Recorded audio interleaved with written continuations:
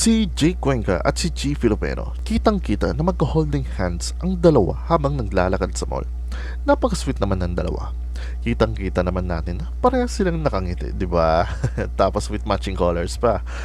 Mukhang sulit na sulit ang kanilang paglalakad sa mall eh. Ano naman kaya masasabi ng mga netizen dito? Tara, basahin natin ang mga comment. Comment number 1. In fairness, bagay sila. Mabait naman si Jay Cuenca, di naman siya pang short term sa relationship. I agree ate, bagay na bagay silang tingnan talaga. Comment number 2. Ang daming artista mga pupunta sa Rockwell. Hindi ko alam yun eh. Yung mga hard fans dyan ng mga celebrity. Alam niyo na kung saan kayo maglalaki. Comment number 3.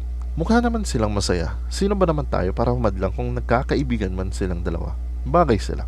Oo nga naman, sino ba naman tayo para humadlang sa pag-iibigan nila? Kaya kayo mga bitter dyan, manigas kayo. Comment number 4. Uy, masaya sila at walang binabother na ibang tao. Happy for them. Sabi nga nila, okay lang maging masaya ka talaga as long as wala kang ginagawang masama. Be happy for yourself.